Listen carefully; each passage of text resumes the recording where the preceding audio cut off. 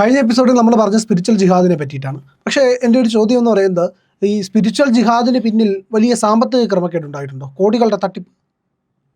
തീർച്ചയായിട്ടും അത് നമ്മൾ സമയപരിമിതി മൂലം കഴിഞ്ഞ എപ്പിസോഡിൽ പറയാൻ വിട്ടുപോയതല്ല, നമ്മൾ മാറ്റിവെച്ചതാണ്.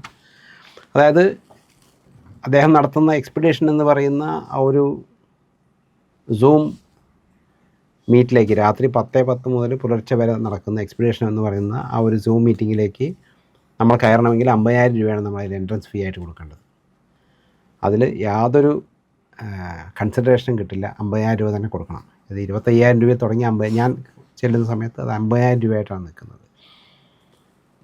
ഏകദേശം 1,600 പേരോളം അതിനകത്ത് ഞാൻ കണ്ടിട്ടുണ്ട്. തീർച്ചയായിട്ടും 6 കോടി രൂപയിലധികം പിരിഞ്ഞ് കിട്ടിയിട്ടുണ്ടാവും. ഇത് സാമ്പത്തിക കുറ്റകൃത്യം തന്നെയാണ്. ഒരു രൂപ പോലും കേന്ദ്ര സർക്കാരിനോ സംസ്ഥാന സർക്കാരിനോ നികുതി ഇനത്തിൽ ഇദ്ദേഹം കൊടുക്കുന്നില്ല. പിരിക്കുന്ന കാശ് മുഴുവൻ ക്രിപ്റ്റോ കറൻസി ആയിട്ടും അങ്ങനെയൊക്കെ ഇവിടെ നിന്ന് കടത്തുമൊക്കെയാണ് ചെയ്തുകൊണ്ടിരുന്നത്. ഇത് എത്ര പേരുണ്ട് ഈ ഗ്യാങ്? ഈ ഗ്യാങ് ഏകദേശം 15ഓളം പേരുണ്ടാവും. ആരാണ് ഇതിൻ്റെ തലവൻ? തലവൻ എന്ന് പറയുന്നത് മുഹമ്മദ് സനീബ് എന്ന മൊഹസാൻ എന്നറിയപ്പെടുന്ന, പിന്നീട് ജീസസ് എന്ന് പറഞ്ഞ, പിന്നീട് ഇപ്പോൾ ഗുഡ്നെസ് എന്ന പേര് പറയുന്ന, ഇപ്പോൾ പേരില്ലാതെ നടക്കുന്ന, ദുബായിൽ ഒളിവിൽ കഴിയുന്ന സാക്ഷാൽ മുഹമ്മദ് സനീബാണ് ഇതിൻ്റെ തലവൻ. പിന്നീട് അദ്ദേഹത്തിൻ്റെ കീഴിൽ ഒരു 15 പേര്, ഒരു സംസ്ഥാന സർക്കാരിൻ്റെ പോലീസ് വകുപ്പിലെ ഒരു റീന ജീവൻ എന്ന പേരിലൊരു പോലീസ് ഉദ്യോഗസ്ഥയടക്കം അവരൊക്കെ ഈ പൈസ പിരിക്കുന്നതിനും ആളുകളിൽ നിന്ന് പൈസ പിരിച്ച് ഇദ്ദേഹത്തിലേക്ക് കൊടുക്കുന്നതിനൊക്കെ അവരുടെ അക്കൗണ്ട് വഴി പോലും അവർ അത്രയും വലിയ സാഹസം കാണിക്കാൻ തയ്യാറായിട്ടുണ്ട്. പിന്നെ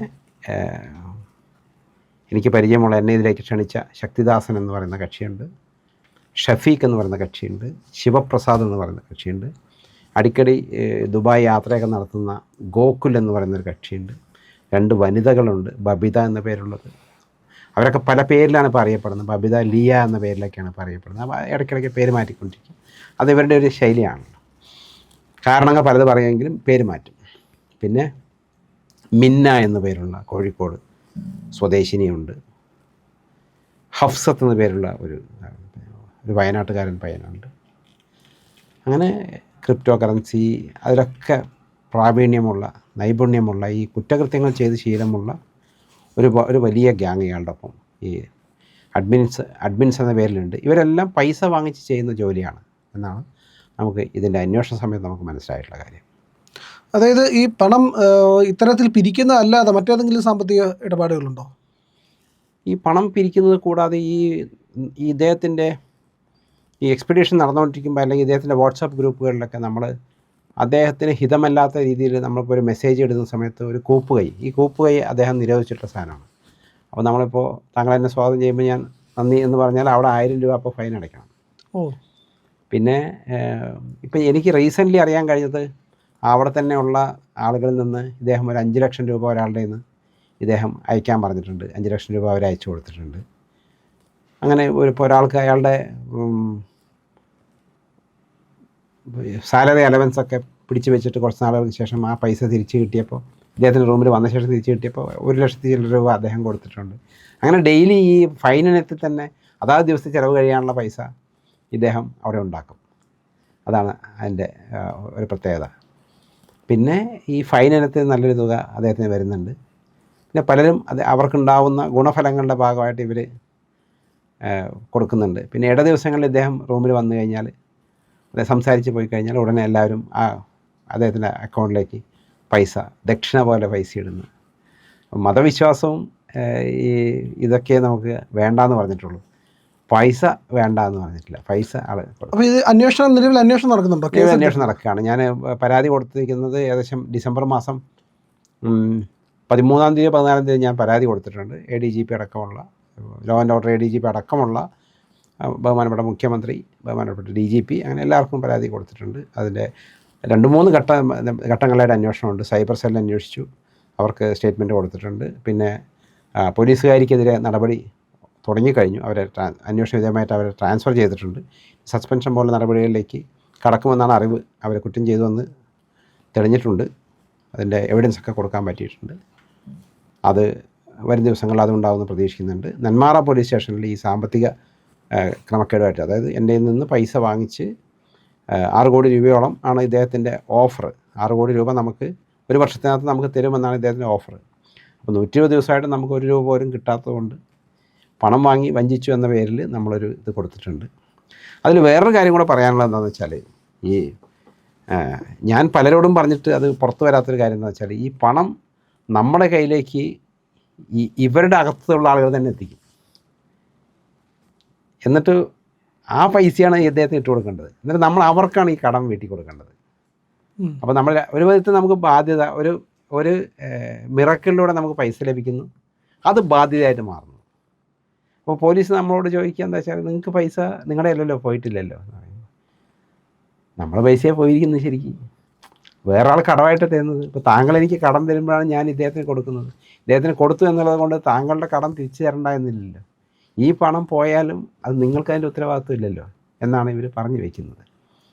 അപ്പോൾ ഇതിലൊക്കെ ഇദ്ദേഹത്തിൻ്റെ കൈകളുണ്ട്. ഇദ്ദേഹം അറിയാതെ ഒന്നും നടക്കില്ല. മറ്റൊരു കക്ഷിക്ക് ഒരു 2-2.5 ലക്ഷം രൂപ വേറൊരാൾക്ക് കൊടുക്കാനായിട്ട് ഇദ്ദേഹത്തിൻ്റെ ഗ്രൂപ്പിൽ തന്നെയുള്ള അഡ്മിൻസിലൊരാൾ, ഇദ്ദേഹത്തെ വലങ്കൈ എന്നറിയപ്പെടുന്ന ഗോകുൽ എന്ന കക്ഷി ഇടനിലക്കാരനായിട്ട് നിന്നിട്ടുള്ള കാര്യം എനിക്കറിയാം. അതും ഇപ്പോൾ അടുത്ത പരാതിയിലേക്ക് പോവുകയാണ്. അതിപ്പോൾ സെറ്റിൽമെൻറ്റിലേക്ക് വരുമെന്ന് പറയുന്നുണ്ട്. വന്നില്ലെങ്കിൽ അടുത്ത പരാതിയായിട്ട് പോവുകയാണ്. അതിലും ഇവരൊക്കെ പ്രതികളാണ്. അപ്പോൾ ഇങ്ങനെ സാമ്പത്തികമായിട്ട് വലിയ രീതിയിലുള്ള പിരിവ് നടക്കുന്നുണ്ട്. പക്ഷേ ഈ പിരിവ് എങ്ങനെ ഇത് രാജ്യദ്രോഹ കുറ്റമാണെന്ന് വെച്ചിട്ടുണ്ടെങ്കിൽ ഇവരിതിന് 1 രൂപ നികുതി അടയ്ക്കുന്നില്ല. ഇവരെല്ലാ പൈസയും അടിച്ചുകൊണ്ട് പോവുകയാണ്. ഇൻകം ടാക്സ് പോലുള്ള സാധനങ്ങളൊന്നും അടയ്ക്കുന്നില്ല.